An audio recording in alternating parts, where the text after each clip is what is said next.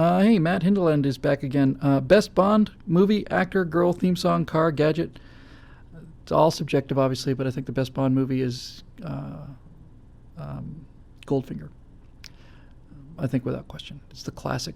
It's the classic Bond film.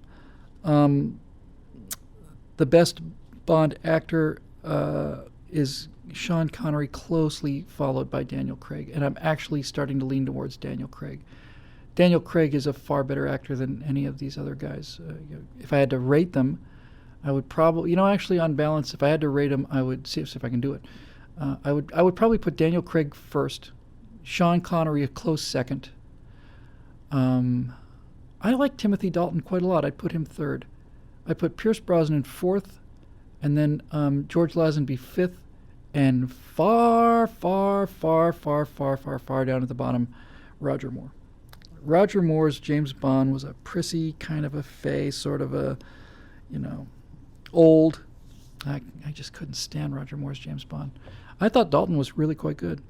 Didn't particularly care for Lazenby. There's something missing from Lazenby. And Pierce Brosnan's a little too dainty, a little too, little too buffed, little too, not physically buffed, just a little bit too, metrosexual, I think. The reason I think Craig is so good, Craig and Connery are the standout favorites because Craig and Connery had two things, really had one thing that had to be captured in James Bond, and Craig and Connery captured it. Dalton got part of the way there, Lazenby a little bit, and I never really got it out of Pierce Brosnan, and Roger Moore was on the other side of the planet. What James Bond ultimately is he's a killer. He's a killer. He's not a good man. He was not written to be a good man. He's not a hero in the traditional sense of the word. Bond and Craig capture this more than anybody. That's why I rank Craig so highly. Connery glossed it over a little bit, but it was there with Connery. In the first Bond movie, Dr. No, the first time you see James Bond in the first Bond movie, he murders a man in cold blood. He's a killer. He's an assassin for the British Secret Service. He has a license to kill.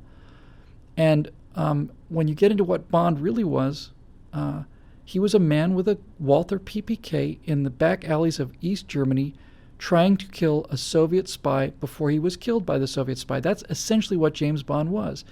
And as Bond got more and more successful, the capers got bigger. So the first Bond movie, Dr. No, is a simple assassination kind of story.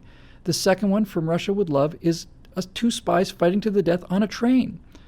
And then you start getting into, You Only Live Twice, and by the time you get into, by the time you get into Goldfinger, you start getting into the kind of classic Bond sort of cliche of it is a supervillain who is going to destroy or take over the entire world. The fate of humanity is in James Bond's hands.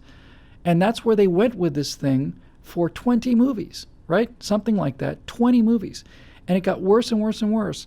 You've got Bond on a space station, in Moonraker, and he's dressed in some LeMay kind of thing, and he's floating through space like this, and here come the legions of bad guys. You can tell they're bad guys because they're wearing green jumpsuits, and the good guys are wearing orange jumpsuits. I think you started to see that in Thunderball, actually. That underwater fight scene in Thunderball only could work because you had to have the good guys in orange wetsuits and the bad guys in black wetsuits, because otherwise you couldn't tell them apart. That was a nice little moment. But it got bigger and bigger and bigger, and the bigger it got, the more spectacle and special effects it had in it, the further away from interesting it became, I think, to me, certainly to most people. And this is the whole idea of a reboot, right? When your villain is a guy with nuclear weapons who's going to destroy the world, and the only way that you can save the planet is to hide out in the landing gear of a space shuttle mission, and then take over the orbiting diamond that's going to use its laser to incinerate the Earth, where do you go from there? You can't. You can't keep topping it. There's no. You can only sing so high. And what the Bond movies were doing, they were singing a constantly higher key, and they were singing in that high-pitched screech longer. There was no place to go. Finally, with Casino Royale, they had the good sense to say, we got to stop this. We can't just walk it down because people will be disappointed. We got to just stop it and reboot it. We got to stop it and start again. And so Casino Royale became about a man with a gun who's a murderer fighting other murderers with guns. And a chase scene in a back alley with a Walther PPK is far more interesting than floating through a space station killing 60 villains with your laser pistol, because people can connect to the danger. They can connect to it. They can relate to it. It's touchable. It's something they can get their hands on. That's a really important thing, is this idea of reestablishing the reality of it. And it's a good chance for me to make one little quick point that's not directly related to the Bond thing. But this is the problem with computer graphics. I expect to have some computer graphics in the movie. I expect to have a fair amount of them. But I'm never going to make it look like computer graphics. The classic example of this is this.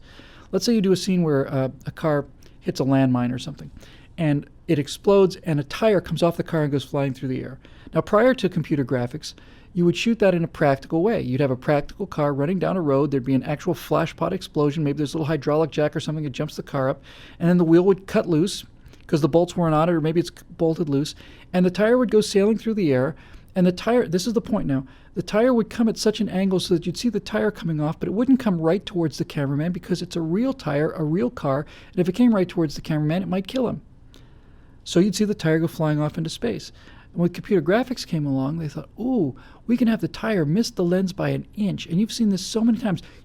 How many times have you seen fighter jets, CG fighter jets, where the jet passes 6 inches under the camera, like this, And people go, ooh, wow, it's really scary and really cool and really engaging because we got so close. No.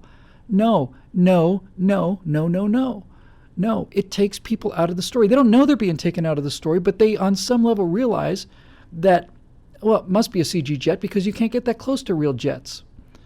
And this is a subtle point, but I mean to stick to it. So when I do CG in the movie, I'm going to have my CG look like a practical effect. You should never be able to tell it's CG, which means that the angles have to be realistic. It has to be shot like it's a real practical thing. It's just a little point, but it's an important one for bringing people out of the story. And when you get into Moonraker and this kind of nonsense, and, I didn't even see any. I never saw a full version of the Pierce Brosnan Bonds. I just didn't care. And there's a whole episode to be done on me and James Bond when I was a teenager. I mean, I could do a whole episode on just Bond. Maybe we should. It'd be fun. Best Bond movie I think is Goldfinger. Best Bond actor, Craig, Connery. I've lost his name now. I've forgotten it. Anyway, I said it earlier. Rewind appropriately. I got his face right in front of me. Then Lazenby, then Brosnan, then Moore, Dalton. Craig, Connery, Dalton, Lazenby, Brosnan, Moore. Maybe flip Brosnan and Dalton, but that's it. Best Bond girl. I don't know. I kind of liked... I don't know. I guess the best Bond girl is going to have to be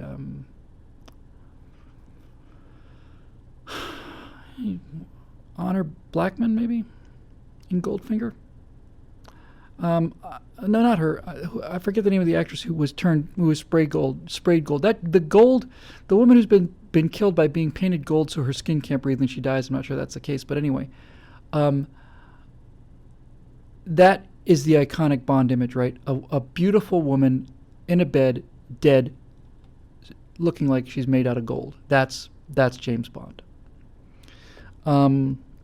Theme song, Goldfinger, I think. There have been some good theme songs. Skyfall's a really good theme song. Goldfinger's a really good... You know what? You know what my favorite Bond theme song is? You're all going to laugh out loud. Ha ha ha. My favorite... The only Bond movie theme song that I have on my iPod is the theme from the original Casino Royale, which was a comedy movie and completely off canon. Nobody talks about it. But I think it's done by Sergio Mendes in Brazil 66.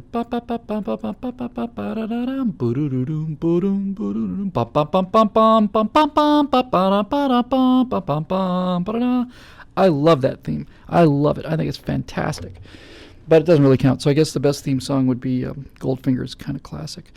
Best car, you got to go with the Aston Martin, right? By the way, in Skyfall, when they bring the Aston Martin out again, oh man, that was a great piece of filmmaking. When his old car from Goldfinger comes out, and the car becomes a character in Skyfall. The car saves his life in Skyfall. Brilliant. That's brilliant filmmaking. That's when you see the Millennium Falcon again. That's brilliant filmmaking. And gadget. I'm going to go with the jetpack in Thunderball. I'm sorry, in Goldfinger. When you got to escape from a bunch of guys with guns and you're able to reach down and put a flying device on your back and then just fly off into the sky, that's as good as it gets. That was the age of the jetpack. We had jetpacks in Lost in Space. We had jetpacks in Bond movies. Where's my jetpack? I don't know. I have to tell you, a kid growing up on jetpacks, I wanted one so badly. But when I found out many years later as a grown-up that the jetpack had an endurance of about 30 seconds, that's about all they could really get out of it. Maybe a total fuel burn of, a minute, maybe a little under a minute. You found out that everything was done with very quick shots because that thing could only fly for like a minute or something like that, the classic jetpack. That was a heartbreaker.